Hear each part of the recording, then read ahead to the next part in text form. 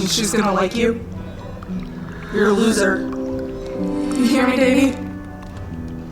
And it isn't gonna ever stop. You're too dumb to make it stop. Everyone here knows you're pathetic.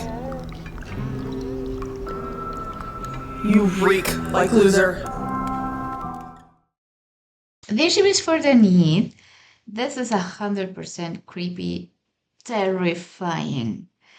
They have great makeup and special effects. The performances are right on.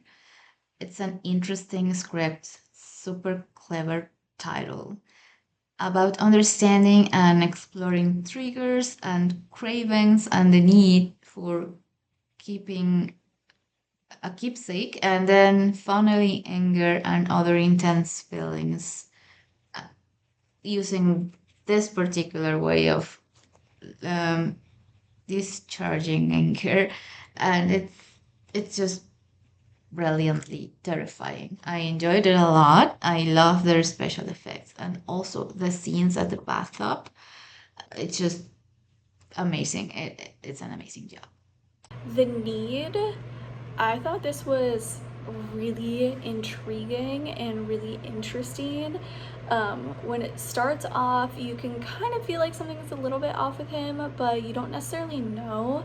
And you can't quite put your finger on it. And then after the first customer leaves and he has this moment where, he's clearly fighting with like an inner demon of some kind, you kind of have to pause and wonder, like, is this something he's actually seeing? Is it just in his head? What does it mean? Is it kind of like, the angel and the devil? Is it like the devil that sits on his shoulder? Is it, is it the insecure or, the inner demon that is in your head that you have to battle?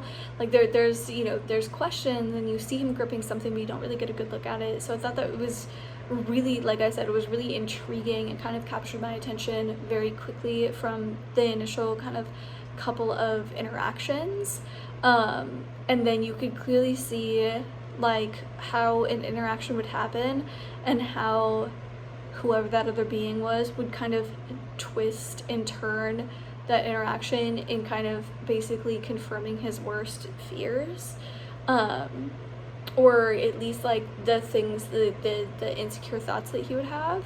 And then by the time you get to the end and you've already been to hear the girl sing and you realize that like that was like a very, very odd interaction, and how he was portraying it with saying like, oh no, she invited me, and how that actually happened didn't really match up. And then when you really get the reveal of the fact that it's not this kind of inner voice he's trying to battle, it's not any of that, it is him being haunted by somebody that he killed, and her talking about like the need, the craving to do it again, and him initially battling against that. And you go home and you realize that like he has not battled against that too many times. He has killed quite a few people, which I thought was a great twist, and I really liked the build up to it, because at least for me, like I couldn't really quite decide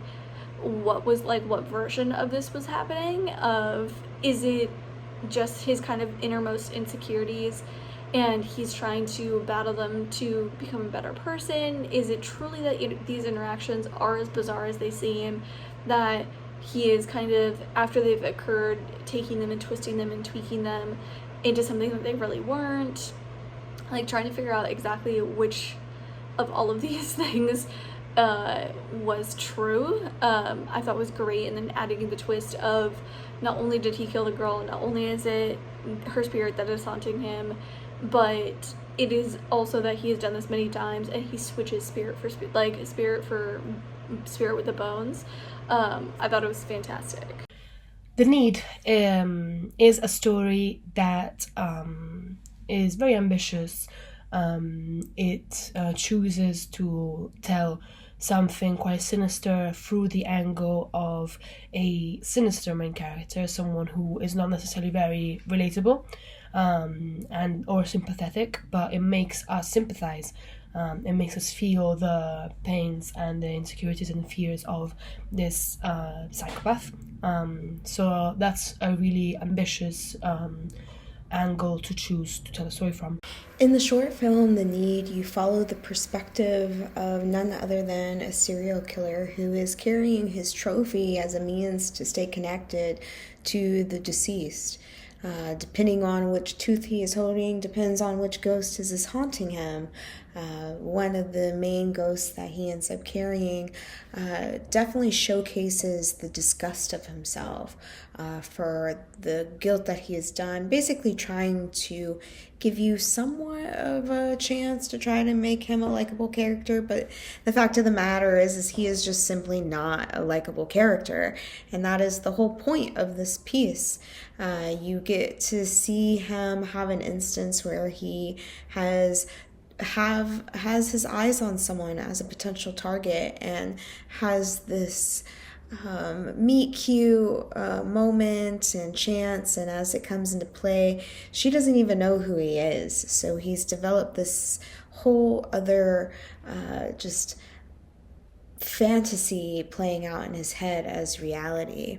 And so you get to see how he lives inside his mind through the ghosts of his victims, as we get to see reality showcase for themselves. And when we really hone in on the fact that he's carrying his trophy, we really see that this is not just a one-time deal. This is a pattern that is happening over and over and over again, and that girl barely survived death.